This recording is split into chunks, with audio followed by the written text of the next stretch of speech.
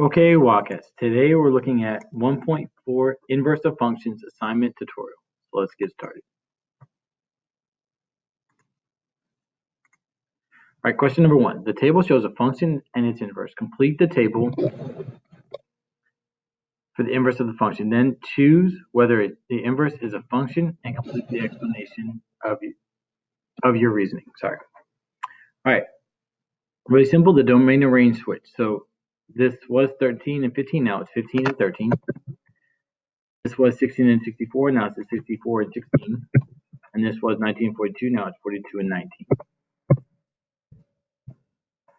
Okay, for the inverse is a function because for each input there is only one output. Let's check. Correct. All right, let's take a look at the next question. Number 2. The mapping diagram shows a function and its inverse. Complete the diagram for the inverse of the function, then choose whether the inverse is a function and complete the explanation of your reason. Okay, so here you can see that if you will look backwards, 3 goes to -5, and it also goes to -3. So in your reverse, this would be 3 and -5. Oh, -5 and -3. The inverse is not a function because the input 3 and 9 each have 2 output values. Let's check the answer. Correct. All right, number 3. Okay, enter the inverse of the given function as a set of ordered pairs and then plot the points of the inverse on the coordinate plane. The function is -5, -4, -2, -4, 0, -2, 2, 0, 2, 1. So really, again, inverse, all you do is you switch these values, okay? So this would be -4, -5. This would be -4, -2. This would be -2, 0. This would be 0, 2. And it should be 1, 2. Check. That's correct. Let's now graph the point. So 4, -5. So -4, 1, 2, 3, 4. -5 is right there. -4, -2, so -4, -2, -2, 0, 0, 2, and 1, 2. Okay, let's check. Correct. All right. And let's go on to the next question. Number 4. Okay, enter the inverse of the given function as a set of ordered pairs and then plot the points of the inverse on the coordinate plane. Okay, so again, all you do is switch the values. So this would be -5, -4, -4, -3, 3, -2, 3, 2, 5, 3, 3, and 5, 4. Check. Looks good. Now let's plot the point. So -5, -4, 3, -2, 5, 3, -4, -3, 3, 2, 5, 4.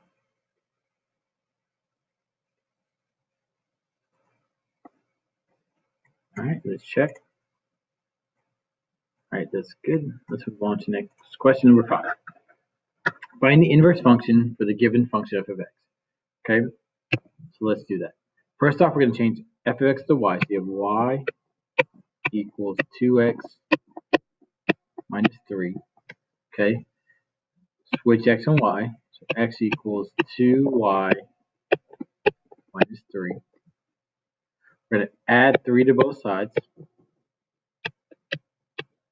So you have x plus 3 equals 2y. Divide both sides by 2. So y equals x plus 3 divided by 2. Okay, so to put that in, we're going to click this fraction button, x plus 3 divided by 2. And then let's check the answer. Correct. And let's move on to number 6. Weird that it kept all that, so let's just erase it. Okay. All right, so again, f of x, you're going to write that as y equals x divided by 5. Next step, switch x and y, so x equals y divided by 5. And we're going to go ahead and divide that by 1. So now we're going to solve for y, so we're going to cross multiply. So 1 times y is 1y equals x times 5 is 5x. So your inverse is 5x. And let's check. Correct. All right, number 7. That. All right, and next one. Find the inverse function. So again, change f of x to y. So y equals x plus 1 divided by 6. Switch x and y. So x equals y plus 1 divided by 6. We're going to divide this by 1 so we can cross multiply. So 6 times x is 6x equals y plus 1. Subtract 1 from both sides. So then y equals 6x minus 1. Let's type that in. 6x minus 1. And let's check. Correct. All right, number 8. I'm sure it drives you crazy, drives me a little crazy, but it should be easy to erase. All right. Find the inverse. So again, y equals negative 0.75x. Switch x and y. So x equals negative 0.75y. Divide both sides by negative 0.75. So then y equals negative x divided by 0.75. Let's plug that in. So it's going to be a fraction. So negative x divided by 0.75.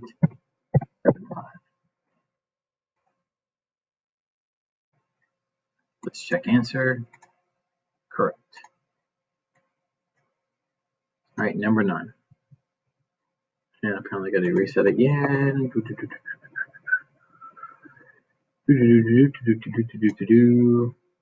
All right. Find the inverse function f inverse of x for the given function f of x.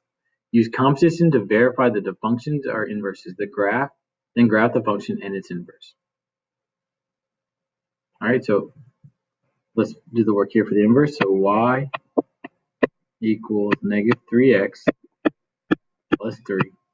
Switch x and y. So x equals negative 3y plus 3. Solve for y. So then you can subtract 3. X minus 3 equals negative 3y. Divide both sides by negative 3. So let's type that in. Fraction. So x minus 3 divided by negative 3. Okay.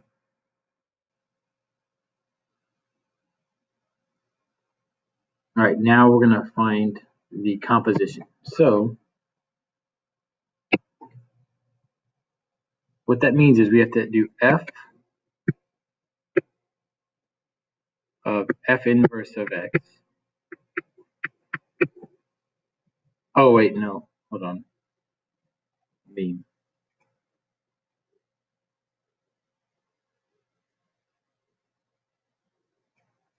let's call the inverse g of x in this case. It's going to make things a little bit easier to understand. Let's call g of x equals x minus 3 divided by negative 3. Okay, so it's get a little complicated, but I'm going to show you the math. Is you're going to basically plug this into f of x, and then you're going to plug this into g of x. So that's f of x minus 3 divided by negative 3. And we're going to plug this everywhere there's an x here. So that's equal to negative 3 times x minus 3 divided by negative 3 plus 3. Okay, so what happens here is basically you end up dividing negative 3 by negative 3, and that becomes 1. Okay, so then you're left with x minus 3 plus 3, which equals x. So far, if the compositions both equals x, then they're inverses. Okay, so we can say that f inverse of x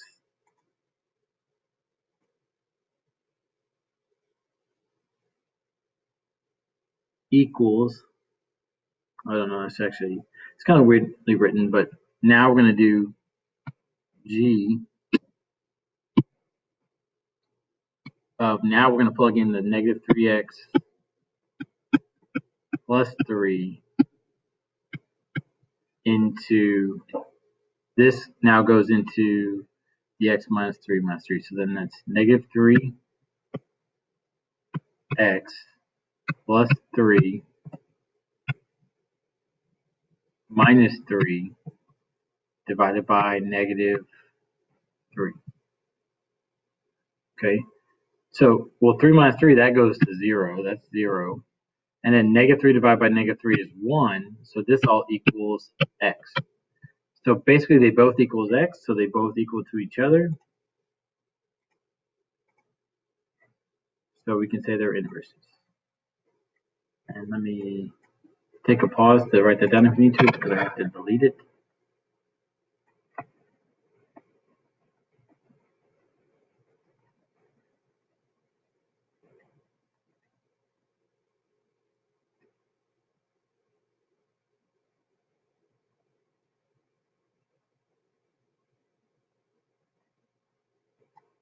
Okay.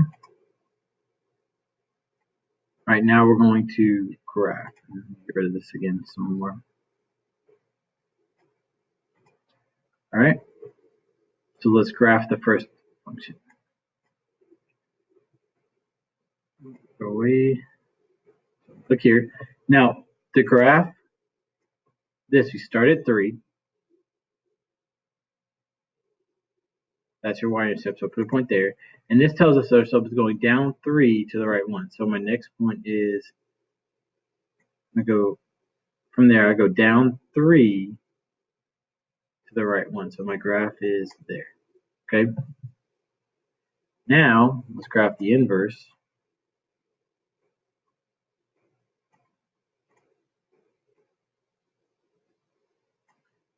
So here, this can be rewritten. Let me erase this.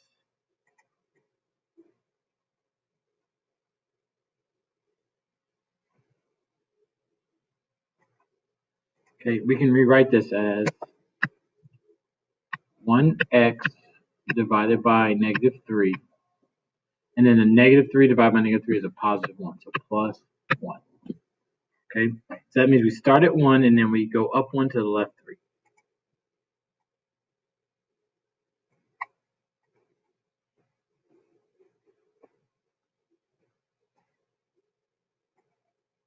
All right, so let's graph the inverse. So we start at 0, 1. And then from here we go up 1 to the left 1, 2, 3. Oh, wait. Try that again. So we go 0, 1, that's our point. And then we go up 1, left 1, 2, 3. Let's check answer. Correct. All right, now we're going to skip question 10, 11, and 12, so we're going to go to 13. Okay, let's delete this. All right, the graph of a function is given. Tell whether the function is inverse. Tell whether the function's inverse is a function and complete the explanation of your reasoning. If the inverse is not a function, tell how can you restrict the domain of the function so that the inverse is a function. All right, so let's make a table.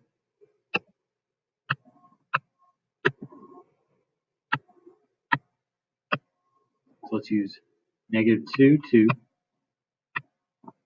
-1, 1, 0, 0, 2,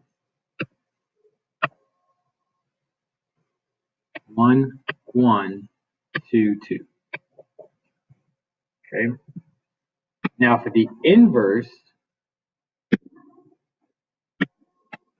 you switch the x and y.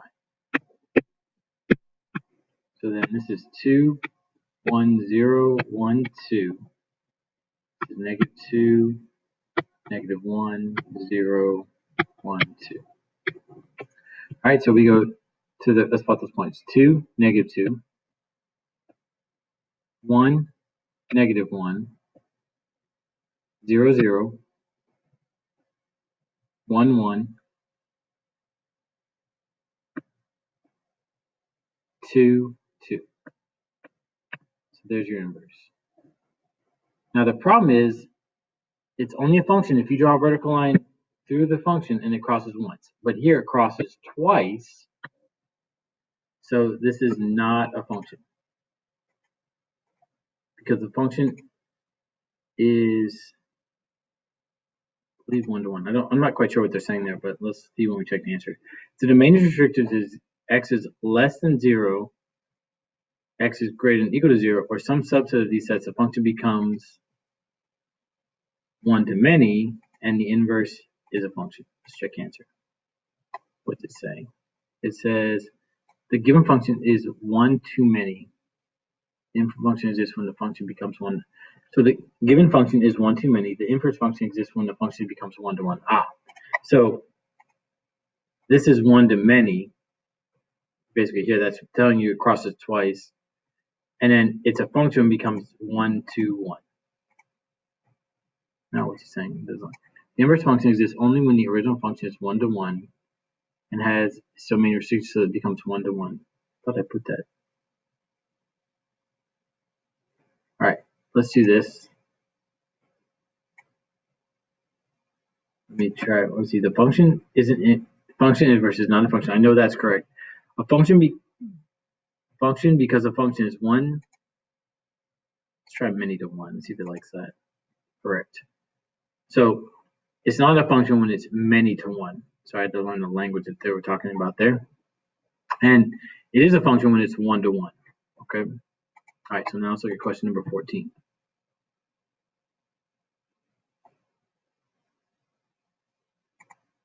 No, let's check the answer. Yeah, that's correct. Oh, there we go. Sorry, I just wanted the little green correct box. All right, so let's delete this. All right, now let's read the question. All right, the graph of the function is given. Tell whether the function's inverse is a function and complete the explanation of your reasoning. The inverse is not a function. Tell how you can restrict the domain of the function so that its inverse is a function. So same thing here. We're going to make a table.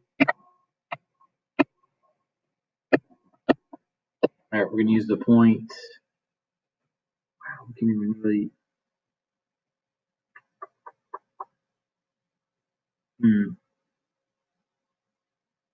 All right, we're going to have to use this point, and this point looks like. Now we're going to approximate, so I'm going to say that that's -2, -1. And be careful, make sure you're reading the scales, okay? This is 0, 0. And then this is 2, 1. Okay? Now for the inverse, you switch the x and y. So this becomes -1, 0, 1. This becomes -2, 0, 2. So let's plot those points. So -1. See, so -1. -2, 0, 0, and then 1, 2.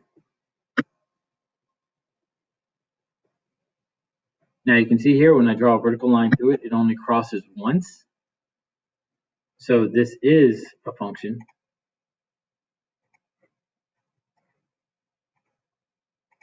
Because the function is 1 to 1. Correct.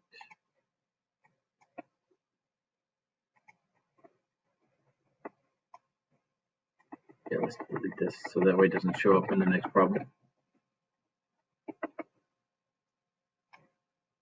All right, now we're on to 15. All right, identify the domain intervals over which the inverse of the graph function is also a function. Select that but apply. All right, so hold on. Identify the domain intervals over which the inverse of the graph function is also a function. Select all that apply. Trying to understand. Oh, okay. So basically, it's going from here to here, and it looks like there's a gap, but this dot fills that dot, so the domain is negative infinity to positive infinity.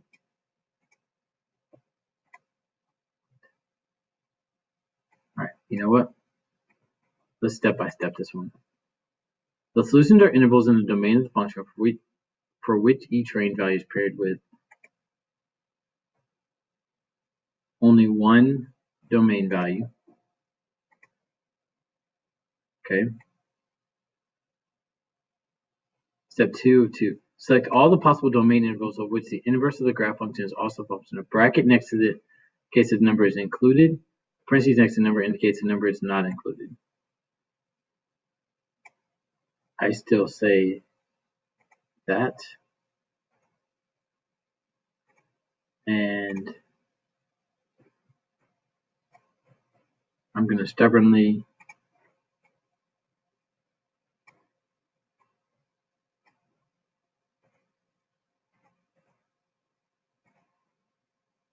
it's not letting me. Hold on.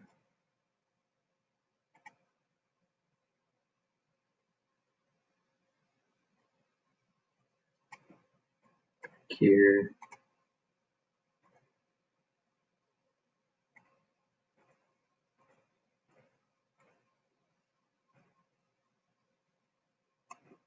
Yeah, I'm having a little technical difficulty here, so I'm just trying to get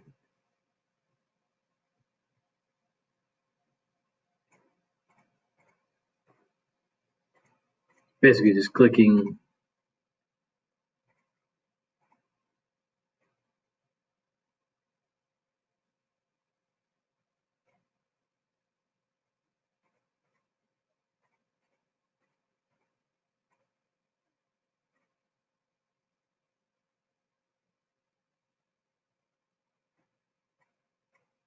And this might happen to you sometimes, and just let me, if it does, let me know, and then I can look at the question.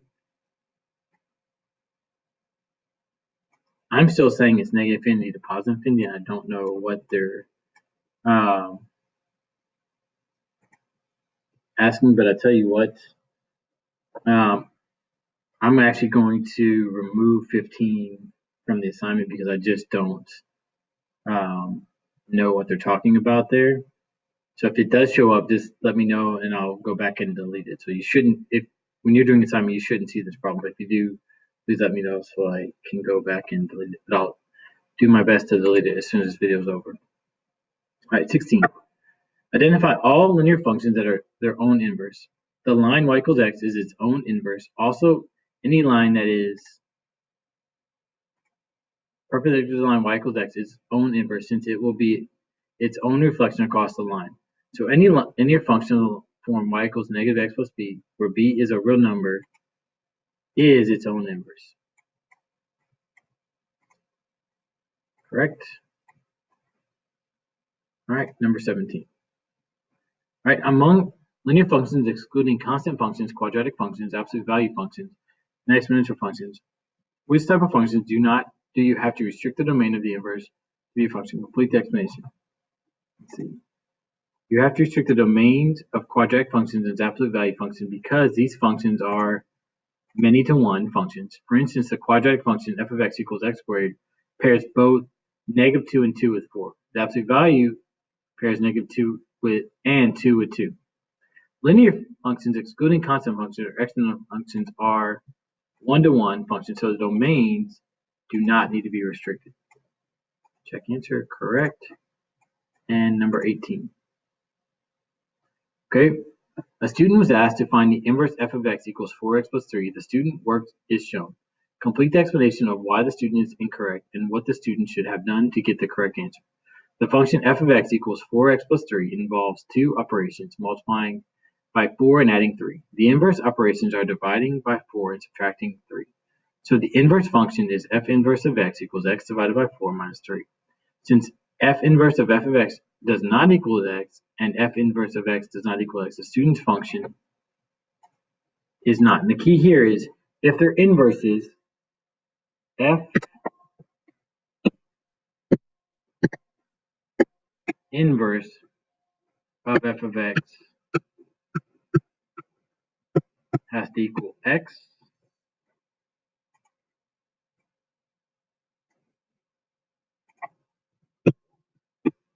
and f of f inverse of x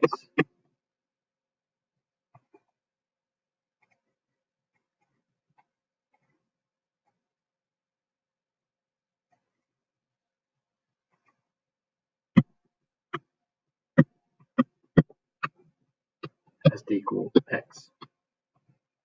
Okay. Now, if you have trouble writing f inverse of x, there, right? What you can do is if you label f inverse of x, you call that is equal to, let's just call that g of x. Okay. If you rename it that, then you could just say f of g of x, and we did this in a previous assignment problem, equals x, and g of f of x equals x. The key is they both have to equal x when you do composition of functions, okay? All right. The inverse function should, so this is where the steps, so let's actually find the inverse. So I'm going to change the function here, so I'm going to this out. Space should be right here. So I'm going to change f of x to y. So y equals 4x plus 3. Switch x and y. So x equals 4y plus 3. So the next step is you're going to subtract 3 from both sides. And so that goes to this answer right here. It says subtract 3 first, and then, okay, so then you have x minus 3 equals 4y. And then the last step is you're going to divide both sides by 4.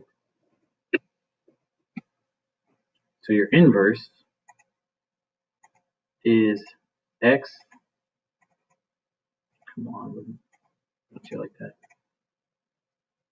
Try this again. There we go. X minus 3 divided by, and let's check the answer, correct. All right, and I believe that is, yep, that's the last question. So let me go and back into the time before you see it, and I'm going to take that one out because it's not a good question. And with that, hopefully this helps you finish your assignment and have a wonderful Wildcat day.